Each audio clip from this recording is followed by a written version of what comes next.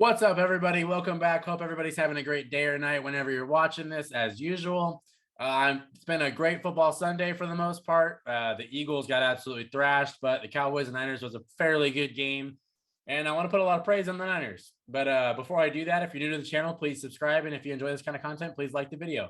All right, cool. Let's praise the Niners because they deserve a ton of praise for really picking up some steam towards the end of the season, getting a lot of quality wins, getting into the playoffs as a wild card, and then being the only upset, as for what I can remember from these last couple days, being the only upset where they went into the other team's building or stadium, whatever you want to call it, and beat them there. And the Niners, I'm going to be honest, they did it pretty convincingly. Like that was like destruction for the most part. They made Dallas.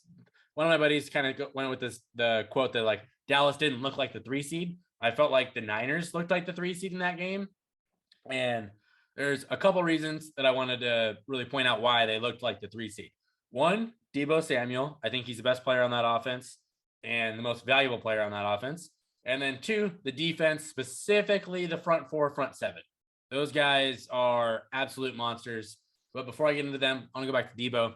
His stats today: 10 carries, 72 yards, a touchdown, 3 catches for 38 yards. He was making big gash plays here and there that were really opening up the offense and, pushing the defense on their heels a lot. So they didn't really know what was coming. It was really helpful for them in terms of their scheme. And it was good. He was very valuable. And it felt like anytime he touched the ball, it was like 15 yards was coming. And great cutbacks. He hits the hole with just an explosion, and it's just gone right there. And I don't know what it is. They like to give him those, it's not even a pitch. It's kind of a toss, where they're like just tossing it to him and he's in the backfield and then he just bolts through. It's really remarkable. I think the offensive line deserves a lot of credit because they have to make the holes for him. But with the Niners today, besides the defense really dominated the line. But I thought the whole team in general, offensively and defensively, won the line of scrimmage pretty much the entire game. They were pushing the Cowboys off the blocks. They were getting them away from the ball, clearing lanes, just mauling them. Defensively, it looked like Dak was under pressure every single time. And I think Dak got sacked 5 times, could be 6. I could be wrong. They did a lot of this for, I think Nick Bosa got hurt towards the late end of the second quarter, but they basically did it without him for an entire half. And Bosa is probably the best D lineman on there. Eric Armstead's really good too. But to do that without your probably best guy on the D line and still getting pressure like they were, I've never seen the Cowboys O-line get beat up the way they did. Like, they were getting pushed back into Dak's lap. Like, Tyron Smith is one of the top 3 or 4 probably best left tackles in the entire league. He was getting uplifted and thrown into Dak. Like, it didn't matter who was over there. They were just going through bodies. And I think the Niners front 4, front 7 deserves a ton of credit for that, because you could tell it really threw Dak off of his rhythm. He's missing throws high. He's missing them low. Like, he's panicking, holding on too long. Like, that front 7 really did the job on defense and, kept a very, very high-powered offense in check. They held them to, I think it was 16 points? Something like that. A lot of credit to them. I really love their game. Fred Warner is probably my favorite player on their defense because he plays everywhere. It just seems like he's just in on the run stops, in on pass breakups. He's kind of all over the place, and he's a lot of fun to watch as a middle linebacker. And he got hurt, I believe it was in the 4th quarter with an ankle injury, but it looked like he was probably good to go back in if necessary. So he'll probably play next week, which I would really hope so because they really need him. Dre Greenlaw was really, really good. He's finally getting healthy again. The defense as a whole did a great, great job, and I think they deserve a lot of credit. Deebo deserves a ton of the credit. Jimmy G, he was good. Like, he did enough, but he wasn't like spectacular or anything like that. But he made good plays when they were necessary, which is kind of when they made the Super Bowl a couple years ago. It's kind of the same song and dance, in my opinion, from what I watched. The last guy in the defense that I wanted to give a big shout out to, Emmanuel Moseley.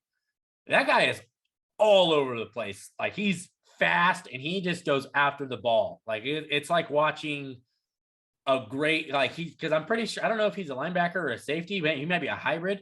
He just seems like he's everywhere. And as a fan, like, you just see, if the guy is going down, it's either Fred Warner or Moseley being the guy that's doing it. And I think that guy especially deserves a lot of shine too. But the last guy that I wanted to talk about on the offense He's like was a fantasy bust for most of the season, but he's really come on the last, I'd say, 6 to 8 weeks. Brandon Aiyuk, I think he's been fantastic. I think he's stepping into his role. I think he's getting comfortable with Jimmy G. I think Kyle Shanahan's starting to trust him more. He's a really good route runner. He was making plays all over the field today. He had 5 catches for 66 yards. And while Trevon Diggs is a good corner, I don't think he's a great corner. I think he's good. He was getting torched by Aiyuk. Like it was like just double move gone. Like he was just pinning him. 37-yard gain, 15-yard gain, burns him for what would have been like another 30-yarder if Jimmy G hit him on the numbers. Not trying to slander Trayvon too much, but Brandon Aiyuk deserves a lot of credit for how talented he is and how well he's been playing. Because I feel like the whole team is kind of hitting their stride at the right time. Coaching, they're getting healthy. The O-line is winning at the line of scrimmage. The D-line is winning at the line of scrimmage. They're running really well. They're getting different players the ball. Kittle didn't even have to have a big game today. Kittle had I think it was like 1 catch for 18 yards or something like that. They didn't even need him to be like the top 3 tight end that he is, possibly top 1 or 2, depending who you talk to.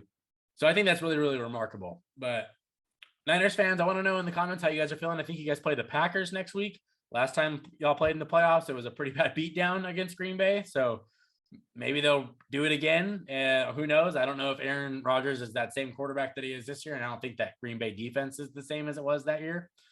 But I'm very curious to see how this is going to go because it's going to be your front 7 going against the top 2 or 3 quarterback in the entire league. And I'm really, really excited for that game. If that is the game, I'm pretty sure that's what I saw.